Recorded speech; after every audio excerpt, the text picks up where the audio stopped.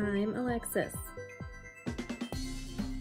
And I'm Tiffany, and we're the hosts of Legit KidLit, a video series where we get to see into the secret and silly lives of authors and illustrators.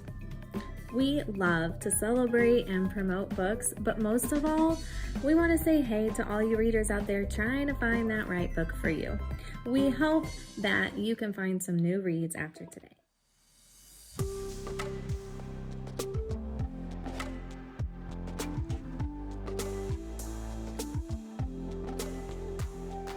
Oh, wow. 5 words. Okay. Mom, blogger, boxer, wife, author. Okay. Happy to be here. Really glad to be speaking with everybody today. Describe myself in 5 words. That's hard. Probably creator, father, steady, introvert, maybe twin, because that has been very formative to who I am. I'm an identical twin. An identical twin. That's really cool and unique. Yeah, I have a identical twin, brother, obviously, and he lives in the Portland area, which is where I'm originally from. And he's also an artist, and he does painting, and he does design and stuff, so we've got a lot of similarities, not just in our looks, but in our interests and our talents. So let's talk about the artwork in Sumo Joe. What is your favorite spread in the book? So my favorite spread in the book is the very last page, which actually the publisher made into a sticker. And the reason why I like this was because it wasn't even my idea. In my manuscript, I did not have the story ending with a pillow fight, but I thought it was so hilarious and like such a natural progression of how the kids would be playing together. Like they start off with sumo, and then they have this impromptu sumo versus aikido little face off, and then at the end they're all just kind of laughing and having fun with this pillow fight. And that was 100% Nat Iwata's idea. And I thought that was super cool. He put a lot of interesting things of his own into the book, including putting his grandfather in the gallery of photos for the family, and other like little Easter egg tidbits. So shout out to Nat. That was brilliant. I do like this last or second to last spread of the kids all running to help Joe up after he's been defeated by his sister. I think I like that it brought kind of a nice lighthearted ending where everybody's good-natured and happy at the end. And I also had fun with the paintings in the background. I think Mia pointed out, I saw in one of the comments, that I kind of hid some family pictures in here. This was one of my great-grandfather, and then this one actually is based on my late father, who was an avid fisherman, and yeah, he was an awesome guy. And so it was kind of fun to be able to put some of those kind of Easter eggs in there from my Japanese family. That's really cool. I love that. And I love that picture. You can just feel the energy and just the joy in their expressions and their body language. Yeah, it was fun to do. These characters, having to develop 4 characters and then have them on screen a lot of on the page a lot of the time all at once, and figure out what they're going to be doing and expressing and stuff was a challenge, but I was really happy with the way it turned out. What message do you want young readers to get from your story? Thank you so much for that question. First and foremost, I wanted readers to realize that, maybe people have heard of sumo and they think they know it, and that there's like an element of humor to sumo because, people love the squish ball and it's adorable, but it also is sort of the things that I wanted to subtly point out in my book. And so like this squish ball is the only one I didn't add eyeballs to. That was I literally had 500 of these and I drew in eyeballs. But I wanted people to realize that sumo it's not, fat men in diapers. It's not this funny, sort of caricature, negative stereotype of Asian culture. It's actually like rooted in the Shinto religion, and it's a sport, and it's it's something that's cool. It's not just it's not just fat men in diapers. So that if people walk away from that alone, that would be amazing. And then also I wanted to work in like sumo versus aikido, because I just I'm a big fan of martial arts, and just like not everyone knows aikido, because people might know other forms of martial arts that are more popular, but also people might know that aikido is it's this practice to defend yourself without harming anybody. So even if someone comes at you and attacks you, you defend yourself, but you don't actually hurt your attacker. You put them in a position where they can't hurt anyone, including yourself. Sort of like a submissive position that you would do in wrestling, but no one is harmed. Like there's no broken bones or blood, and that also just reflects sort of like some of the Japanese culture or some Japanese religions, and I just wanted to sort of imbue the spirit of Japanese culture that is a little bit more authentic and fights against like stereotypes, even if the stereotypes are not necessarily negative. Like people have warm and fuzzy feelings for sumo wrestlers in the same way they do for ninjas. But like when you don't depict it correctly, it can sort of snowball into something that can turn negative. And so, and the other thing was that like literally, because I'm a children's book blogger, there are no depictions of sort of Asians in picture books, like just like not in Japanese internment camps. You know what I mean? Like I literally found only like a handful, like basically one other picture book, Suki's, what is it? Suki's, I don't even, it's a Suki's Kimono, where it's just a normal, like Asian kid, Japanese American kid going about their normal modern day life. And and so like, it's just weird. There's not more of that, I think there's a few things I hope readers get from the book. I think one of the things I was excited about when I started working on the book, one was just that the characters are Japanese or Asian. Growing up, I'm half Japanese, but looking back like on my childhood and stuff, it was like, with the children's books we read, there was only one or two I can remember ever having seen like an Asian kid in. And so just to have books that are put out that say like, hey, it's having kids that are of different nationalities that are Asian in particular or Japanese, I think that part's pretty great, and that it introduces some cultural elements from sumo wrestling and from the Japanese culture.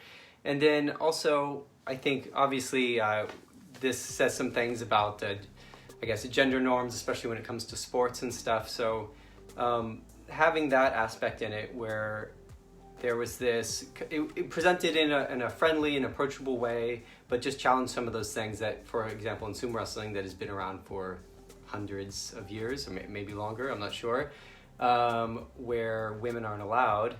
And I think the idea too that her brother in the story kind of invites her into the circle and it's good-natured, and that that he's not giving up something by including his sister. And I think sometimes it can feel like I've seen with people like when they're including someone they wouldn't normally include, that they're somehow giving up something, but it's quite the opposite. I think you're only gaining something by being more inclusive in what we do. Do you have a hidden talent? Do I have a hidden talent? Well, I box. I've trained as a boxer for 9 years, and before that, kickboxing for about 10 years. But I wouldn't say it's a talent because I had to really work at it to get like proficient at it. but I do like the empowerment that I feel from just learning, hand-to-hand combat sports. And in this day and age with daily occurrences of violence against Asian Americans and females in particular, I'm sort of glad that I've invested all this time in it, because I'm literally not even 5 feet and I don't even weigh 100 pounds. And it's something I did with my daughters at a very young age. They did karate, and then we did kickboxing together. It was sort of like a mother-daughter activity. And then I actually trained boxing with my middle daughter, who is now preparing for Golden Gloves, amateur boxing fight. And so, yeah, it turns out it's pretty useful to know some kind of self-defense. But I think it also just on the inside, if you feel strong on the outside, it makes you even feel stronger on the inside. And I just think it gives anyone who does, sort of any kind of fighting sport, it just makes you, it makes you not, do it. You're not ever looking for a fight, because just as a, like a throwdown, in a schoolyard, because you realize, people get hurt. You have to know what you're doing, and even if you know you can get hurt.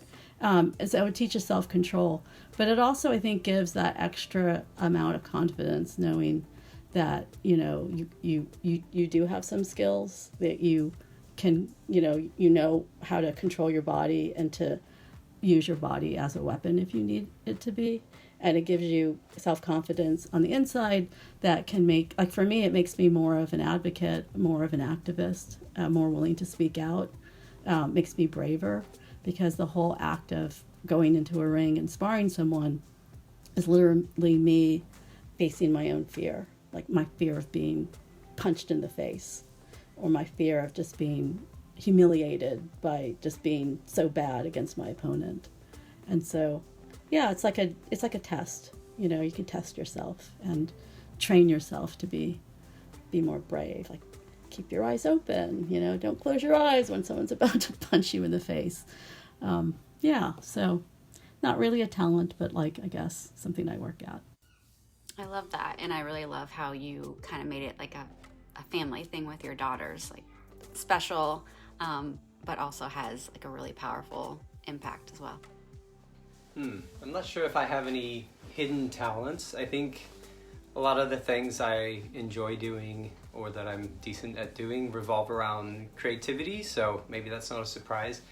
But in addition to doing, drawing and painting and illustrating, I also play music. So I, not professionally or anything, but I play piano, and I've done some songwriting and that kind of thing in the past. I do some writing also, some a short story writing. So maybe that's kind of a hidden talent, because it's not something I really share with the world much. So what is one of your writing quirks? Okay, so I'm a procrastinator. I have this one manuscript I'm supposed to be working on, my own self-imposed deadline, and I literally cannot work on my writing until everything, all the decks are clear. The email has to be sort of up to date, which is kind of impossible. The blog, I have to have 18 blog posts in the can. All those weird little tasks, everything has to be done. And it's kind of more of a procrastination technique. But then once I start, I'm super fixated on, I can't stop until I finish. So I have this completist mentality, but then I have this procrastination before I start. So it's a real push-pull. So do you have a drawing quirk? My drawing quirk would probably be the way I hold my pencil. I hold my pencil like this, which is very weird. And because of that, I have these weird calluses on this part of my finger and on my thumb. But I don't know why. I never learned to hold my pencil properly. So I draw like this, which is just, it's odd, and it actually gives me hand cramps sometimes if I draw for too long. I also tend to mimic the faces of the characters I'm drawing. So if I'm drawing a character that's smiling or upset, I'm like smiling or like frowning while I draw, and I don't mean to do it. It just happens. Do you have any pets? So we have a golden retriever, and he is 11, and my kids always wanted a dog. And so my husband and I had the strategy. First, my husband claimed he was allergic to all animals except for dogs, which is only strictly true as pertaining to cats. And then we said, oh, we're going to wait until the youngest is 5, because we figured they would be able to, have some responsibility. And so we waited and waited, and then the 5-year-old was like, hey, I'm nearly 6. You guys need to get us a dog. You promised. And we had started dog sitting our neighbors' dogs just to like practice. And we didn't think we would get a golden retriever because we had a small house, and the goldens are so big.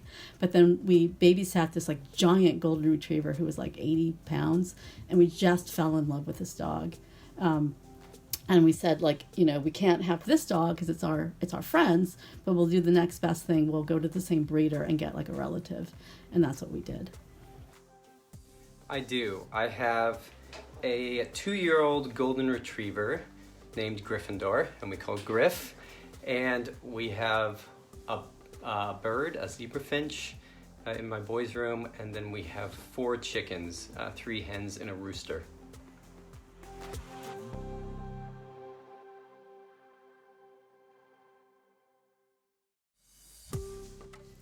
Thank you for joining us today on Legit KidLit. We loved getting to know you both and hope our readers are inspired and ready to read Sumo Joe. To all our wonderful readers, we hope you enjoyed our show and are inspired now to pick up some new and exciting books.